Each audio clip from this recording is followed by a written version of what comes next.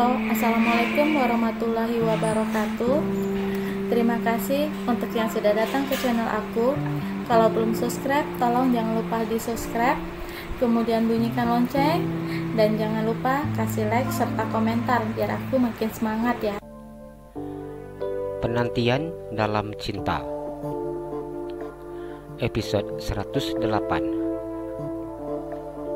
Mendekati Airin. Meskipun detektif yang dipakai oleh Randy mengatakan bahwa Airin itu bukanlah Amera, namun Randy tetap saja tidak percaya. Dirinya terus mencari informasi tentang Airin. Ia juga membayar jasa detektif yang lainnya, namun hasilnya tetap sama dan mengatakan bahwa Airin bukanlah Amera. Kenapa firasatku mengatakan bahwa Airin itu Amera? Aku tidak mungkin bisa salah begitu saja. Randy masih tidak puas dengan hasil yang diberikan beberapa orang detektifnya. Aku yakin dia bukan hanya sekedar sama wajahnya saja. Bila benar dia bukan Amera, alhamdulillah. Namun bagaimana bila dia benar-benar Amera? Memikirkannya ini semua membuat kepalanya terasa begitu amat pusing. Rasa penasaran dan juga rasa khawatir sungguh membuat dirinya tidak tenang. Amera wanita yang mengalami gangguan jiwa. Ia juga masuk ke dalam daftar pencarian orang. Apa yang telah lakukannya bukanlah sesuatu yang ringan. Nah, hal inilah yang membuat Randy tidak tenang. Bila Amera masih keluyuran bebas di luar sana, Amera sangat meresahkan masyarakat, apalagi orang-orang yang berada di sekitarnya. Bila dia benar-benar Amera, pasti dia akan takut dan juga gugup saat berjumpa denganku. Tapi mengapa sikapnya terlihat begitu sangat santai bila bertemu denganku, dan dia tidak memperlihatkan sikap takut, gugup, ataupun seperti orang yang kenal. Dia bersikap seperti orang yang tidak pernah berjumpa denganku. Apa benar dia bukan Amera? Randy kembali mengulas peristiwa yang terjadi ketika dirinya berjumpa dengan Airin. Mengapa aku bisa tidak kepikiran? Amera itu seorang artis. Ditambah lagi, dia memiliki tingkat kecerdasan yang tinggi. Wajar saja bila dia bersikap seperti orang lain. Dia itu pasti bisa memerankan peranan siapa saja. Dan aku tidak boleh percaya begitu saja dengannya. Randy baru mengingat bahwa Amera adalah seorang artis yang memiliki akting yang sangat bagus. Aku harus siap mengikuti permainannya, Randy berkata dengan sangat yakin. Meskipun dirinya tahu bahwa yang dihadapinya adalah wanita yang sangat berbahaya. Setiap hari Randy datang ke supermarket tempat Airin bekerja. Ia terkadang hanya mengambil beberapa barang yang sebenarnya tidak dibutuhkannya. Selamat siang, Mas. Airin tersenyum ramah ketika Randy berdiri di depan meja kasirnya. Iya, siang.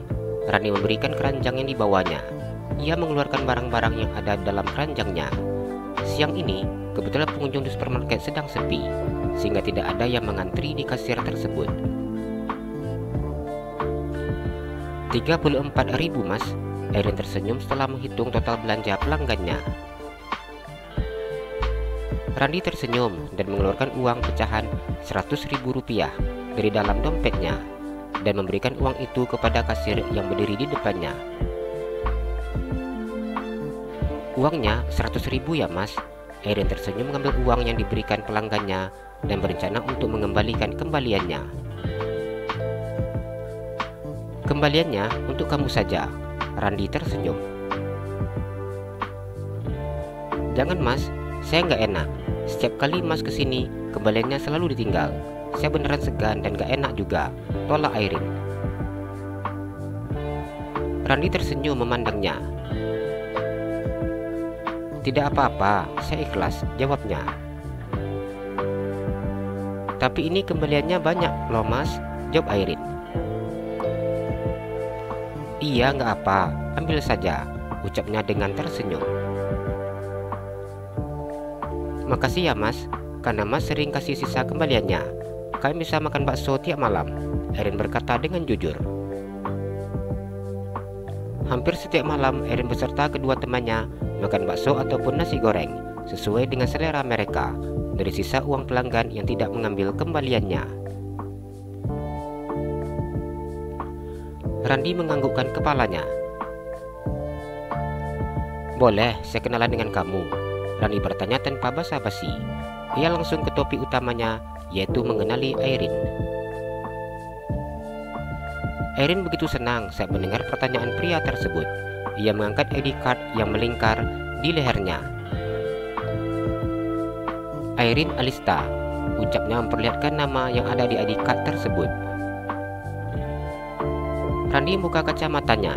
Mata yang tajam terlihat sangat jelas. Aku sudah sering membaca namamu, ucapnya. Kalau begitu, apalagi yang ingin ditanyakan? Airin berkata dengan sangat sopan dan tersenyum. Alamat, nomor ponsel, hobi, dan sebagainya, jawab Randi. Untuk apa? Airin bertanya dengan mengerutkan keningnya. Aku ingin mengenalmu lebih jauh. Itu juga bila kamu berkenan. Kalau hanya sekedar mengenal nama, aku sudah tahu. Nama kamu Airin Alista, Randi berkata dengan memandang gadis kasir tersebut. Jadi, tanya Airin. Aku ingin mengenalmu lebih dekat. Aku ingin mengetahui di mana rumahmu dan juga nomor ponselmu agar aku lebih mudah menghubungimu, jelas Randi. Airin memandang Randi. Randi tersenyum. Tidak apa bila kamu tidak ingin memberikannya. Randi mengambil kantong belanjanya yang ada di atas meja kasir. Meskipun dirinya begitu penasaran dengan wanita yang ada di depannya, namun Randi tidak ingin menunjukkan sikapnya yang memaksa. Saya akan memberikannya. Airin akhirnya mengalah.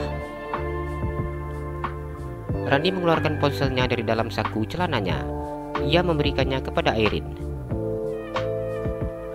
Masukkan nomormu, pintanya. Airin tersenyum memandangnya. Ia kemudian masukkan nomor ponselnya ke dalam kontak telepon Randi. Sudah mas, ucapnya mengembalikan ponsel milik Randi. Alamat rumahmu? Nanti aku akan mengirimkannya lewat pesan WhatsApp, jawab Airin sambil tersenyum. Terima kasih, aku menunggunya. Randi tersenyum dan keluar dari supermarket setelah mendapatkan nomor ponsel dan juga alamat milik Airin. Randi selalu mendekati Airin. Ia tidak ada henti-hentinya mencari informasi dan menggali lebih dalam tentang gadis tersebut. Apa yang disampaikan oleh gadis itu sama persis dengan apa yang disampaikan oleh detektif yang dibayarnya. Bila hal ini membuat Randi beranggapan bahwa Airin bukanlah Amera. Bisa dikatakan, hubungan Randi dengan Airin sudah semakin dekat dalam beberapa minggu ini.